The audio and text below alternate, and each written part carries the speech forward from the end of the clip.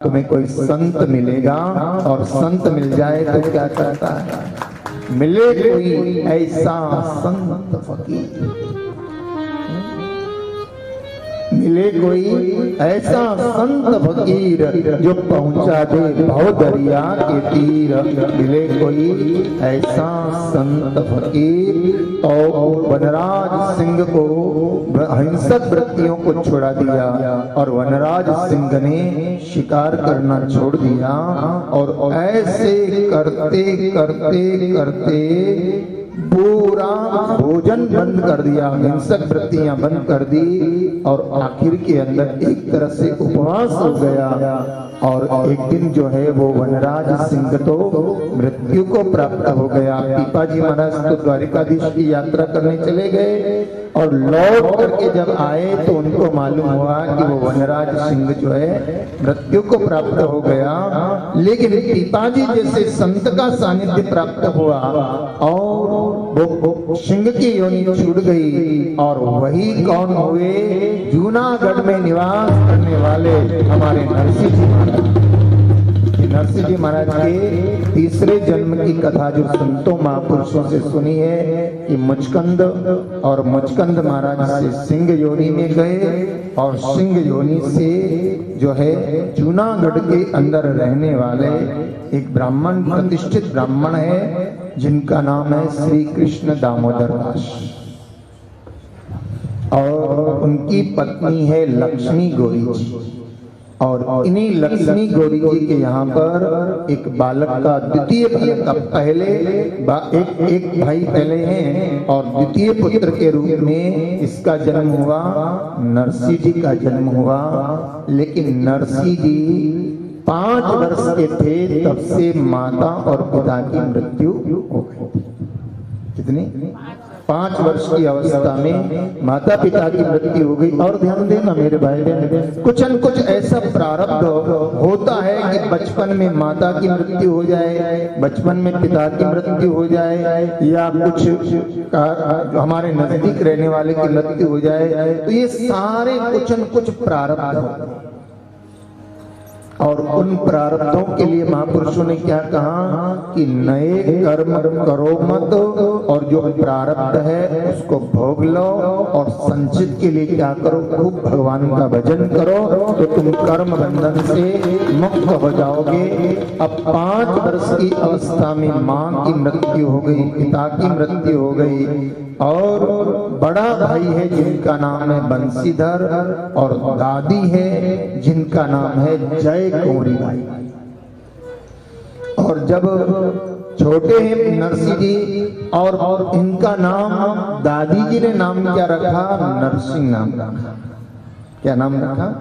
नरसिंह नाम रखा। लेकिन जन्म से ही 5 वर्ष की अवस्था में मृत्यु हो गई। लेकिन जन्म से नरसिंह जी गूंगे भी है और बहरे भी, न तो बोल सकते हैं और न सुन सकते हैं। और दादी माँ जय कुंवरी बाई का इस नरसिंह जी के प्रति विशेष लगाव है और जय कुंवरी बाई क्या प्रयास करती रहती है कि मेरा नरसिंह बोलने लग जाए, मेरा नरसिंह सुनने लग जाए, मेरा नरसिंह बोलने लग जाए, यही प्रयास करती रहती है। और जय कुंवरी बाई का एक ही प्रयास, कहीं भी नगर के अंदर कोई महात्मा आते हो तो महात्माओं के पास जाती है, महात्माओं से प्रार्थना करती है, महाराज ऐसा कुछ करो कि मेरा नरसिंह बोलता भी हो जाए और सुनता भी हो जाए। जहाँ जहाँ भी कोई प्रयास होता है देवी देवताओं के पास जाती है। और ऐसा अवसर आया है कि एक दिन फागुन का महीना, शुक्ल पक्ष है और कौन सा दिन है, वसंत पंचमी। कौन सा दिन? वसंत पंचमी का दिन है। और नगर नारी, ये सारे नागर ब्राह्मणों के आराध्य देव कौन है? भगवान हाटकेश्वर। नागर ब्राह्मणों के कौन आराध्य देव है? इनके कुल देवता कौन है? भगवान हाटकेश्वर। और हाटकेश्वर महादेव जूनागढ़ के अंदर प्रसिद्ध मंदिर हाटकेश्वर महादेव का। और वहां पर आज बसंत पंचमी का एक मेला सा लगा है और सब लोग कहाँ जा रहे हैं? भगवान शिव को मनाने के लिए जा रहे हैं और भगवान शिव का दर्शन करने के लिए जा रहे हैं। तो जय कौरी बाई ने सोचा आज हाटकेश्वर महादेव का ये पावन दिन है, बसंत पंचमी का दिन है और सब लोग हाटकेश्वर महादेव के दर्शन करने जा रहे हैं, चलो मैं भी क्यों न जाऊं। और नरसी को साथ में लिया है और गई है और जय गौरी बाई गई है और भगवान हाटकेश्वर के चरणों में जाकर के और प्रणाम किया है, हे महादेव। क्योंकि मैंने शिव पुराण के अंदर भी आपको कई बार कहा है कि आपके प्रारब्ध को कोई भी मिटा नहीं सकता। आपके प्रारब्ध को अगर कोई मिटा सकता है तो मेरा महादेव मिटा सकता है, बाकी कोई नहीं मिटा सकता। भावई मेट सकई त्रिपुरा, कौन मिटा सकता है? महादेव मिटा सकता है। और वो महादेव बड़ा दयालु है, बड़ा दयालु है। मेरे महादेव क्या है? दयालु है। नाम ही उसका क्या है? बोलो ना, भोले नाथ है। और मैं फिर कहना चाहूंगा कि इंदौर वाले तो बड़े सौभाग्यशाली है कि दो ज्योतिर्लिंगों के बीच में बैठे हुए। इतनी कमजोर ताली बजाओगे क्या? अरे अब तुम बड़े भाग्यशाली हो। इधर कौन बैठा है? महाकाल बैठा है और इधर कौन बैठा है? ओंकार नाथ बैठा है, ममलेश्वर नाथ बैठा है। तो ऐसे दयालु महादेव। और अभी अभी शिवरात्रि का पावन पर्व गया है, महादेव का पावन पर्व गया है। तो जय कौरी बाई गई है महादेव के मंदिर में और महादेव को जाकर के प्रार्थना कर रही है, हे भोलेनाथ, हे दयालु, हे कृपालु, आप तो बड़े बड़ा है दयालु भोलेनाथ डमरू वाला, बड़ा है दयालु भोलेनाथ डमरू वाला। गगन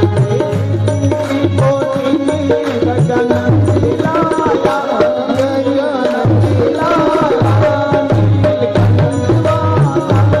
भोलेनाथ डमरू वाला।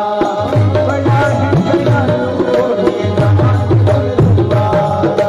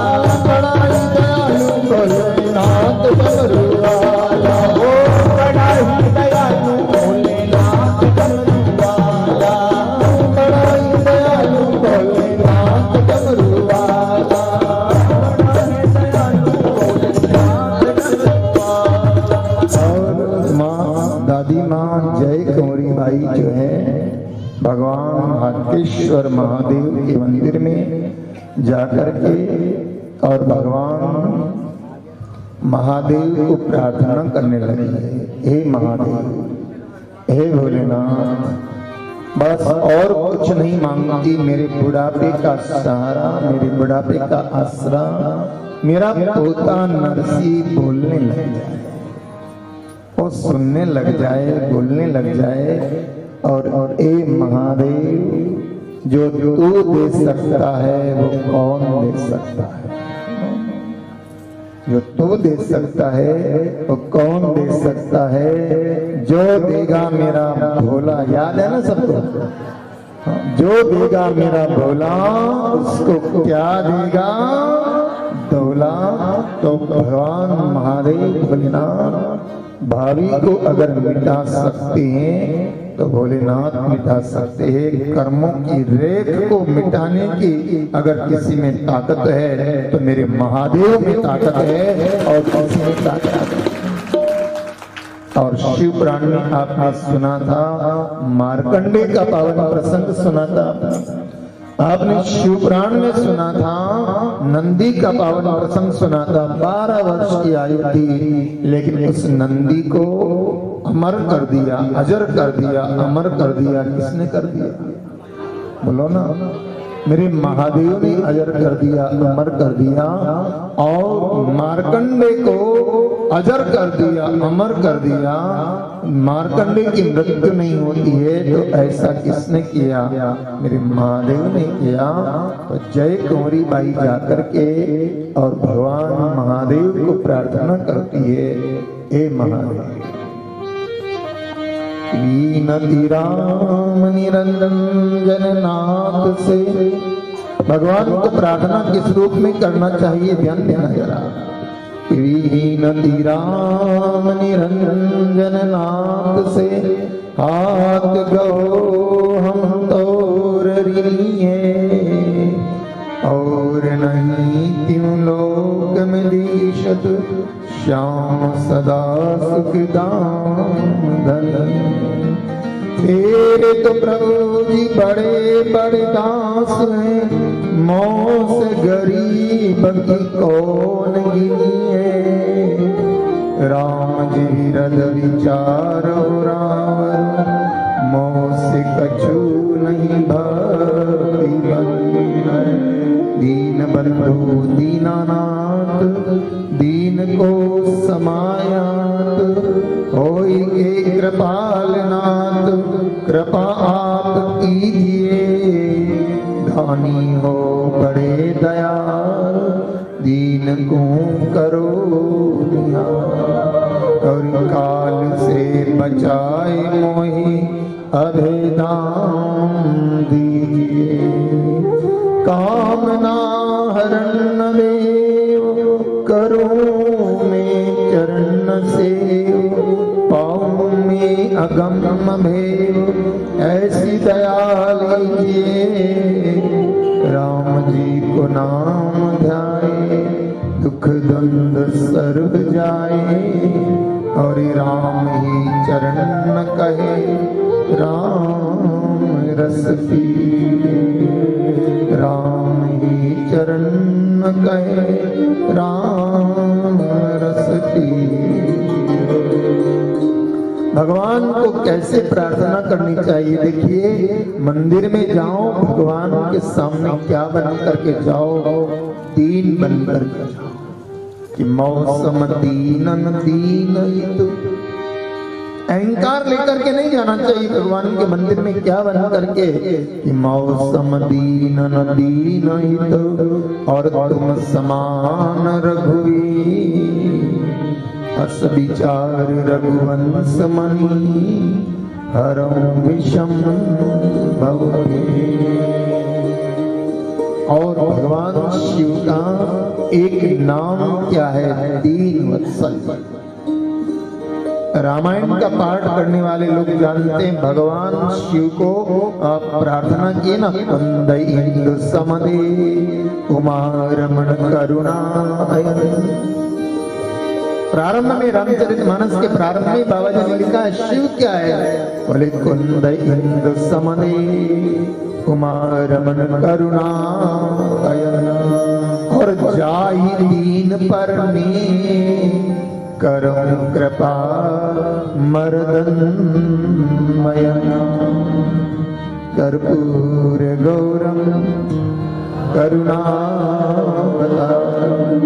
संसार सारम भुजगेन्द्रहारम सदा वसंतम हृदयारविंदे भवं भवानी सहितं नमामि भवं भवानी सहितं नमामि भवं भवानी सहितं। तो जो बात यहाँ रामचरितमानस में बाबा जी के लिए कही है, कुंद इंदु समदे उमा रमन करुणा अयन, देखिए भगवान शंकर क्या है, करुणा अयन, करुणा के सागर है। और करुणा के सागर व्यक्ति को भी बनना चाहिए। भगवान शिव की उपासना करने वाले को ध्यान देना, भगवान शिव की उपासना करने वाले को भी अपनी आंखों में क्या रखना चाहिए, बोलो ना, करुणा रखनी चाहिए। और हमारा ये 5 तत्व का शरीर है, ध्यान देना, हमारा ये 5 तत्व का शरीर है। और आपके इस शरीर को सफल करना चाहते हो, आपके शरीर को मंगल में बनाना चाहते हो, तो मैं कहना चाहूंगा कि जैसे आपके जीवन में आप सुखी होने के लिए क्या, जो लोग क्या कहते हैं, हमारी एक दुकान खुल जाए तो हम सुखी हो जाएंगे, हमारी एक फैक्ट्री लग जाए तो हम सुखी हो जाएंगे, हमारा ये काम हो जाए तो सुखी हो जाएंगे। मैं कहना चाहता हूँ भौतिक जीवन में आप सुखी होना चाहते हो तो फैक्ट्री लगाओ, कुछ भी लगाओ, लेकिन आप अध्यात्म जीवन में और इस शरीर से सुखी होना चाहते हो तो आप इस शरीर में भी 5 फैक्ट्रियां लगाओ। कितनी? 5 फैक्ट्रियां लगाओ, शरीर में भी 5 फैक्ट्रियां लगाओ। बोले आप कहेंगे कौन सी, तो लगाओ कौन सी, दिल में लगाओ लव की फैक्ट्री। कौन सी फैक्ट्री? प्रेम की फैक्ट्री। दिल में क्या लगाओ, कौन सी फैक्ट्री लगनी चाहिए दिल में? दिल में लगाओ प्रेम की फैक्ट्री। दिल में क्या लगाओ? प्रेम की फैक्ट्री। सबसे प्यारा कोई नहीं पराया है, सबसे कर लो प्यार, जगत में कोई नहीं पराया है। तो दिल में लगाओ प्रेम की फैक्ट्री और जबान पर लगाओ शुगर की फैक्ट्री। अच्छा लगाओ तो बजा लो ताली जरा जोर से, कमजोर क्यों हो? दिल में लगाओ, बोलो ना, दिल में लगाओ लव प्रेम की फैक्ट्री और जबान पे लगाओ शुगर की फैक्ट्री। लोग जो है ना, जबान लोगों की बड़ी बड़ी कड़वी हो गई। और मेरे गुरुदेव बंबई वाले राम जी, जो लोग जानते हैं उनको, मेरे गुरुदेव कहा करते थे कि व्यक्ति को जबान में मिठास रखना चाहिए, वचने का दरिद्रता। अरे तुम्हारे पास कोई धन है कि नहीं है, धन देवो कि न दो, लेकिन धन देने में तो उदारता चाहिए। लेकिन मेरे गुरुदेव कहा करते थे कि वचने का दरिद्रता। अरे वचन में क्या दरिद्र बनते हो, जबान में क्या दरिद्र बनते हो? जबान में क्या रखो, बोलो ना, मिठास रखो। तो फिर गिनना जरा, दिल में प्रेम की फैक्ट्री और जबान में शुगर की फैक्ट्री और आंखों में करुणा की फैक्ट्री। आंखों में क्या होना चाहिए? कई लोगों की आंखों में वासनाएं होती है, कई लोगों की आंखों में क्रोध होता है, कई लोगों की आंखों में मोह होता है, लेकिन आंखों में क्या होना चाहिए? और मेरे भोलेनाथ की आंखों में क्या है? इसलिए तो उसको कहा है कुंद इंदु समदे और उमा रमन करुणा अयन, जाई दीन परनी करुण कृपा मर्दन। तो आंखों में कौन सी फैक्ट्री लगाना है? करुणा की फैक्ट्री लगाओ और मस्तिष्क में आइस फैक्ट्री लगाओ। कौन सी फैक्ट्री? हाँ, माथा क्या सहलाना चाहिए। आजकल लोगों का छोटी छोटी बात पर बोले मेरा माथा गर्म हो गया। अरे माथे को कैसा रखो? ठंडा रखो। और इसलिए पुरानी कहावत लोगों को मालूम होगा कि पैर गरम, किस किस को मालूम? पैर गरम। पैर कैसे रहना चाहिए? कोई आदमी मर जाता तो सबसे पहले क्या टटोलते? पैर देखते कि पग ठंडा है गरम है। तो बोले पैर कैसे रहना चाहिए? बोले पैर गरम रहना चाहिए और पेट नरम।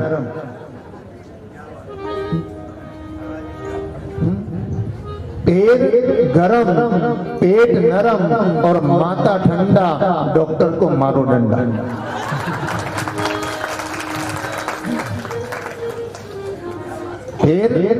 पैर गरम रहना चाहिए और पेट याद रहेगा ना? पैर गरम, पेट नरम। पेट नरम होना चाहिए। डॉक्टर देखता है गड़बड़ है तो पेट को देखता है कि पेट कठोर है, और कठोर है तो यानी गड़बड़, सारी बीमारियां वहां से शुरू हो रही है। और माथा कैसा रहना चाहिए? तो मस्तिष्क में लगाओ। बोलो ना, कितनी हुई? 4 हो गए कि 3 हुई? 4 हो गई ना। दिल में प्रेम की फैक्ट्री और जवान पे शुगर की फैक्ट्री। चलो ना, क्रम से चलो जरा। दिल में प्रेम की फैक्ट्री और जवान में शुगर की फैक्ट्री, आंखों में करुणा की फैक्ट्री और माथे में आइस की फैक्ट्री और हाथों में सत्कर्म की फैक्ट्री बना लो। क्या बना लो? हाथों से क्या करते रहो, हाथों से सत्कर्म होता रहे। ऐसा भगवान को प्रार्थना करो कि मेरे मालिक तू ऐसा लायक बनाना कि मेरे हाथों से क्या होता रहे? सत्कर्म। सत्कर्म। हाथों दीन जबान पे राम और दोई जान जो शार। हाथ देन, हाथों से देना सीखो, हाथों से सत्कर्म होता रहे। तो 5वीं फैक्ट्री कौन सी? हाथों से क्या करते रहो? सत्कर्म करते रहो। और जो व्यक्ति सत्कर्म करता रहता है ना, उसके जीवन में कभी कोई कमियां नहीं आती। और जब भी देने का मौका है ना, तो भगवान का धन्यवाद करो कि मेरे मालिक तूने ऐसे करने का मौका नहीं दिया, तूने ऐसे करने का मौका दिया। बोलो ना। रहने वाले का हाथ किधर होता है? नीचे होता है। और देने वाले का? तो मेरे मालिक तेरी बड़ी कृपा। तो जवान में शुगर फैक्ट्री यानी मिठास हो, हाँ, और ये जवान में शुगर होगी ना तो आपके शरीर में शुगर नहीं होगी। ध्यान देना। और जिन लोगों के बोलो तो सही, जवान में नहीं होगी तो पूरी बॉडी में फैल जाती है। भूल गए हम मीठा बोलना। और मस्तिष्क में शांति आनंद रहना चाहिए। तो ऐसे भगवान भोलेनाथ के दरबार में पहुंची कौन? मां जय कंवरी, नरसिंह जी की दादी माँ। और जाकर के भगवान भोलेनाथ को कहती है, भोलेनाथ मेरा नरसिंह बस बोलता हो जाए, ऐसी कृपा करो। और ऐसा नहीं है, आप करुणा के भाव से परमात्मा को अगर याद करते हो,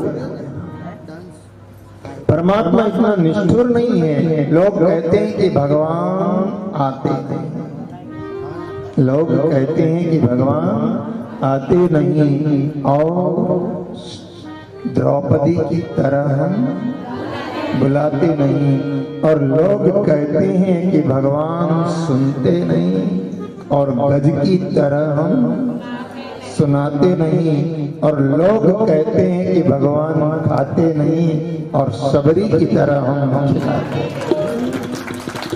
तो यहाँ जयगौरी बाई ने प्रार्थना की है भगवान भोलेनाथ से कि हे भोलेनाथ, आप तो आप ही हो और आप जैसा कौन दयालु हो सकता है। आओ एक कड़ी खा करके आगे आगे